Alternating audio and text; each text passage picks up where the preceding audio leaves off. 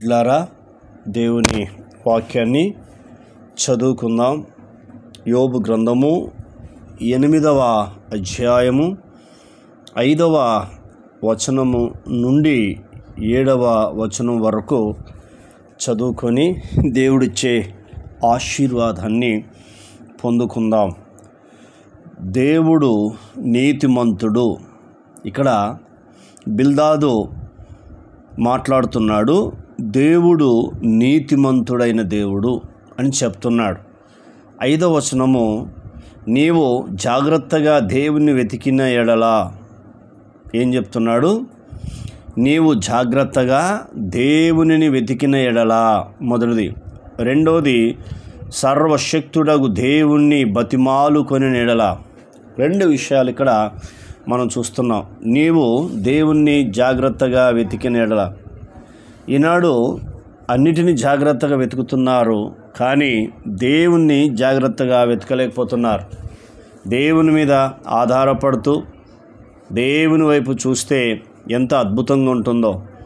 రెండోది, దేవుని బతిమాలుకొని ఎడల, దేవుని వెతికిన ఎడల, దేవుని బతిమాలుకొని ఎడల చెప్తూ, మూడోది, నీవు పవిత్రుడవై యథార్థవంతుడవైన ఎడల.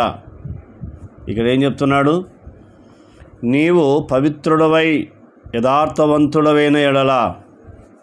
మూడోది ఈ మాట చెప్తున్నాడు. నాలుగవది, నిశ్చయముగా ఆయన నీయందు శ్రద్ధ నిలిపి. ఈ మూడు విషయాలు మాట్లాడుతున్నాడు. నీవు పవిత్రుడవై యథార్థవంతుడవైన ఎడల, పవిత్రుడవై యథార్థవంతుడవైన ఎడల అని చెప్తూ అద్భుతమైన మాట మాట్లాడుతున్నాడు. ఆయన నీయందు శ్రద్ధ నిలిపి. చూసాడా? దేవుడు నీయందు శ్రద్ధ నిలుపుతాడు, మొదటిది. రెండవది, నీ నీతికి తగినట్టుగా నీ నివాస స్థలమును వర్ధిల్లజేయును. ప్రభువుకు స్తుతి మహిమ కలుగునుగాక. Amen, amen. ఎంత అద్భుతమైన దేవుడు చూడు. ఆయన ఏం చెప్తున్నంటే, నీ నివాస స్థలమును వర్ధిల్లజేయును. దేవుడు నీ నివాస స్థలాన్ని ఈ దినమున వర్ధిల్లజేయబోతున్నాడు. దేవుడు ఈ దినమున నీ నివాస స్థలాన్ని వర్ధిల్లజేయబోతున్నాడు. మరి దేవుని మీద ఆధారపడుతూ దేవుని వైపు చూస్తూ ముందుకు నడుస్తే ఎంత అద్భుతమో చూడండి. ఈ వాగ్దానాన్ని ఎత్తిపట్టి మీరు ప్రార్థన చేస్తున్నప్పుడు మీ సమస్యలు, బాధలు, కష్టాలు, పేదరికము, వ్యాధులు నిన్ను విడిచి వెళుతాయి. అంతేకాకుండా నీ నివాస స్థలమును దేవుడు వర్ధిల్లజేయును అంటున్నాడు. ఆయన నీ నివాస స్థలమును వర్ధిల్లజేయును. ఎంత అద్భుతమో చూడు. నీ అంత నువ్వు నీ యొక్క కుటుంబాన్ని వర్ధిల్ల చేసుకోలేవు. కష్టం చేస్తావు, కానీ కష్టాన్ని వర్ధిల్ల చేయాలంటే దేవుని కృప, దేవుని కాపుదల, దేవుని భద్రత ఉండాలి. కాబట్టి చెప్తున్నాడు చూడు, ఆయన నీ నివాస స్థలమును వర్ధిల్ల చేయును. ఈ దినమున ఆయన నీ నివాస స్థలమును వర్ధిల్ల చేయబోతున్నాడు. ఆమెన్. మరి ఎందుకు మౌనంగా ఉంటావు? ప్రార్థన చేయి, దేవుని మీద ఆధారపడు. రెండవది, అప్పుడు నీ నీతి మొదట కొద్దిగా నుండినను తుదను నీవు మహాభివృద్ధి పొందుదువు అంటున్నాడు. మూడో వాగ్దానం చేస్తున్నాడు, నీవు మహాభివృద్ధి పొందుదువు. అంటే ఇప్పుడు దేవుడు ఏం చేస్తున్నాడు? ఈ దినమున నీ నివాస స్థలమును మహాభివృద్ధి చేయబోతున్నాడు.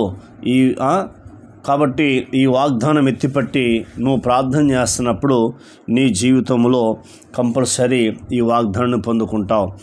దేవుడు నీ నివాస స్థలమును ఈ దినమున మహాభివృద్ధి చేయబోతున్నాడు.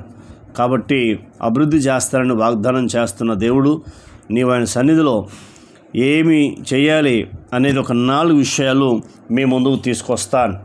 మొట్టమొదటిది, దేవుని మాట శ్రద్ధగా వినాలి. దేవుని మాట శ్రద్ధగా వినాలి.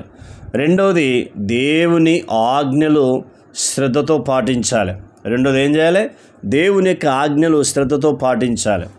మూడోది, దేవుని మీద నమ్మకం ఉంచాలి. దేవుని మీద నమ్మకము కలిగి ఉండాలి.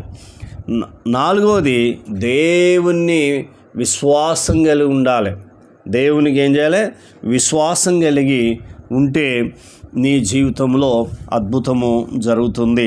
కాబట్టి ఇక్కడ ఈ 4 విషయాలు ఎప్పుడైతే నువ్వు కలిగి ఉంటున్నప్పుడు మొట్టమొదటి చెప్తున్నాడు, ఆయన నీ యందు ఆయన నీ నివాస స్థలంను వర్ధిల్ల చేయును.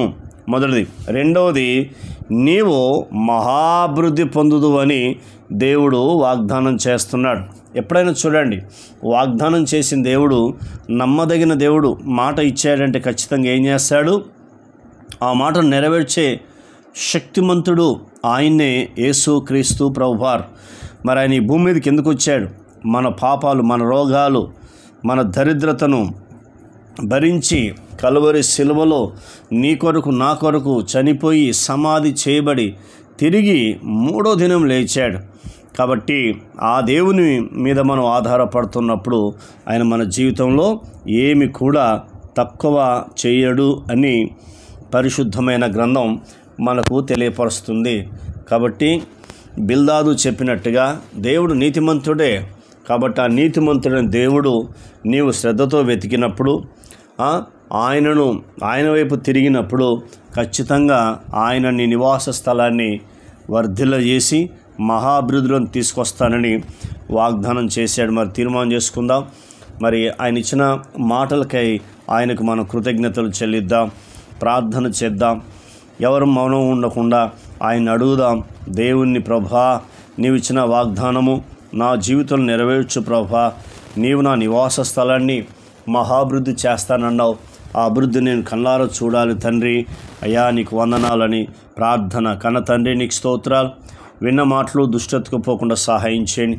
ఈ మాటల ద్వారా మీరు మమ్మల్ని ఆదరించినందుకు వందనాలు, ధైర్యపరిచినందుకు మీకు స్తుతి కలుగునుగాక అని అడుగుతున్నాం. నీవు దేవుని జాగ్రత్తగా వెతికినడలా, నీవు ఆయన వైపు చూసినడలా అని అనేకమైన విషయాలు మీరు మాకు నేర్పుతూ వచ్చిన గొప్ప దేవుడవు తండ్రి నీకు స్తోత్ర. అయ్యా మీకు వందనాలు చెల్లిస్తున్నాం. ఈ మాటలు దుష్టతకు పోకుండా సహాయం చేయండి నాయనా. నీకు స్తోత్రాలు. నీవు జాగ్రత్తగా దేవుని వెతికినడలా, నీవు దేవుని బతిమాలుకునేలా ఆయన నీ నివాస స్థలాన్ని వర్ధిల్ల చేసి మహాభివృద్ధిని తీసుకొస్తారని వాగ్దానం చేసినందుకు కృతజ్ఞతలు చెల్లిస్తూ యేసుక్రీస్తు నామంలో అడిగినవన్నీ పొందుకున్నాం తండ్రి. ఆమెన్. దేవుడు మనందరిని దీవించి ఆశీర్వదించునుగాక. Amen, amen, amen.